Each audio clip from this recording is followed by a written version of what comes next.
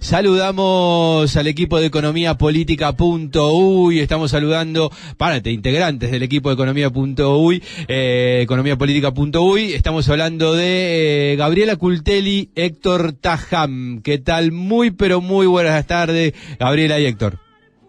Buenas y frías tardes. Por acá, por lo menos, qué frito, ¿eh? ¿Qué tal, Andrés? ¿Cómo te va? Ahí está, muy bien. Podemos decir que encontramos a dos uruguayos que no están en Buenos Aires. Es toda una noticia, ¿eh? Porque les puedo decir que hay un pueblo oriental acá, ¿eh? Ah, sí. Estamos rocha. Ahí... Estamos en Atahualpa hoy. Hoy no están, exacto. Hoy no están. Hoy cambiaron el estudio, sí, se trasladaron a un estudio más cerca de la frontera brasilera. Ahí está. Bueno, una troja de pueblo oriental visitando Buenos Aires, les digo. Ah, sí. El dólar y todo. Acá en Uruguay. Así, en serio, unos pesitos. Claro, compraron muchísimos dólares para llevar hasta allá. Ahí está, claramente. Bueno, un poco la idea era, estuvimos con algunos compañeros hablando sobre la puesta en el Parlamento de lo que es una nueva rendición de cuentas y de alguna manera me gustaría igual que hagan ahí una síntesis para explicarle a la gente y recordarles qué es esto de la rendición de cuentas, ¿sí? Y después nos metemos en particular qué es lo que vamos a intentar de alguna manera desnudar algunos aspectos de esta rendición de cuentas 2022. Justamente por ahí pensamos arrancar recordándoles un poco a la gente que año tras año, incluso en el año en que se aprueba el presupuesto a principios de cada gobierno, se hace una rendición de cuentas. ¿Quién rinde cuentas? Pues rinden cuentas los distintos ministerios, las distintas instituciones estatales del gobierno central. ¿Y de qué rinden cuenta? Pues de los dineros que se le asignaron en el presupuesto, y en el caso de esta, si hubiese habido en las rendiciones de cuenta pasadas algún incremental, también estarían rindiendo cuentas, o sea, de la ejecución anual de los recursos de que dispone cada uno de los ministerios, el Poder Judicial, la ANEP, etcétera. Ahora vamos a ver un poquito de todo eso.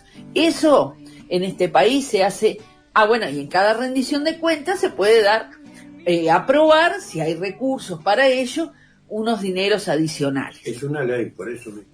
Tiene carácter de ley. Claro. El mismo que el presupuesto. Por eso es que se aprueba en el Parlamento. Uruguay tiene año tras año estas rendiciones que flexibilizan un poco la cuestión del gasto presupuestal, y quinquenalmente tiene lo que se llama el presupuesto nacional, ¿verdad? Cosa que pocos países lo van teniendo, y desde mi punto de vista, para la planificación, no es todo, es solo del gasto del gobierno central y de los o sea, ingresos por un lado y gastos por el otro. Uh-huh. Es muy, muy, muy importante. Y positivamente importante. Esto nunca se tiró para atrás, como en la mayoría de los países. Eso, y recordar una cosita, lo hemos venido tratando mucho, pero que esta rendición de cuentas, un minuto nada más, es solo para recordar, se enmarca en un momento, como hemos dicho en otras oportunidades, de cambio de época, con efectos, esto a nivel mundial, con efectos no solo a nivel de los movimientos de capital, sino de la propia fuerza de trabajo, y por tanto efectos sobre todos nosotros, en un momento de cambios de imperio, o por lo menos de cambio de lugar geográfico del capital o de sus puntos más importantes, y por tanto en un momento de guerras sustantivas, en este momento la de Rusia y Ucrania, pero que se han dado y se seguirán dando en distintos puntos del planeta.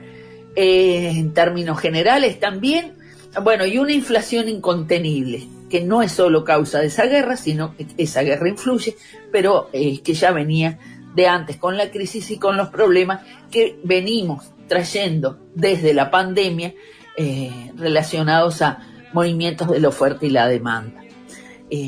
Acá en Uruguay, también en 2 palabras, un ciclo que comienza o parece comenzar nuevamente luego de su punto, un ciclo cuando me refiero es al movimiento del Producto Bruto Interno, ¿no? A la evolución de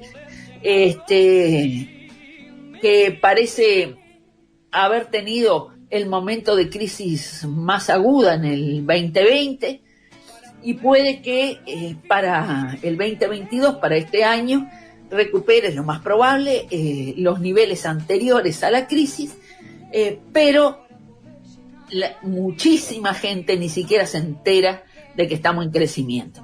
O sea, con una característica dada por el modelo de política económica, y ahí está el tema de la intervención o no intervención del Estado, caracterizado por su ausencia en la protección de los más débiles y por tanto es un crecimiento sin distribución.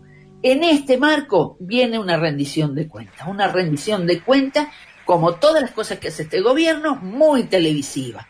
230 millones, aplausos ahí, en esa parte vienen los aplausos, supuesto aumento del gasto. Pero ahora dejo un poco a Héctor para que continúe. Bueno, el gasto sí va a aumentar. ¿230 o 200? Son exactamente 226 millones. 226. Ahí los aplausos, cada vez que dice que aplausos. Sí, es un aumento, lo que es muy discutido. Es decir, pero en primer lugar queríamos hacer referencia a una cuestión. ¿De qué rinde cuentas? Tiene que rendir cuentas de un resultado fiscal también, lo que sí le llama... Sí, eso en términos generales. El déficit o el superávit, en términos que en nuestros países es decir, bueno, ¿de cuánto fue el déficit? El superávit no se habla, ¿no? Entonces, el resultado fiscal para el año 2021, que es el que se está rindiendo cuenta, fue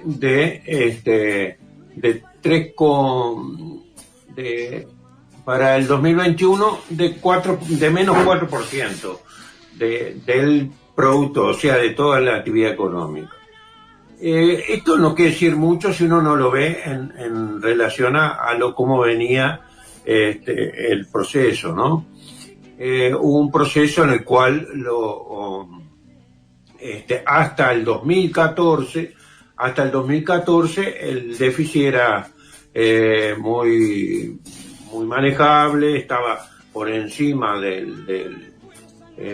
o si tomamos en cuenta el negativo, por debajo del promedio del periodo, que fue 2,6%, y a partir del 2014 es donde pasa a 3,5% y se estabiliza allí en un nivel, digamos, que ya estaba bastante por encima de lo que había sido el promedio, ¿sí? Después, bueno, viene el 2020, que lo lleva a casi 6%, ¿sí? Un aumento muy importante, y ahora que con el crecimiento, como decía Gabriela, un crecimiento económico que hace que recupere en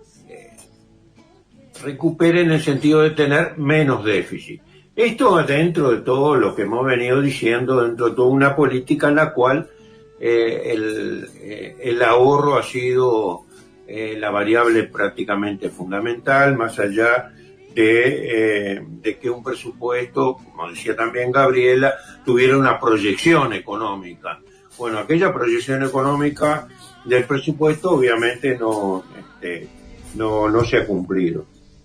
Bien, entonces, estamos en este periodo que después del 2014, ¿por qué el 2014? El 2014 es un punto de inflexión mundial en el cual prácticamente, si agarramos Argentina, Brasil, Uruguay, casi prácticamente todo el continente, de allí en adelante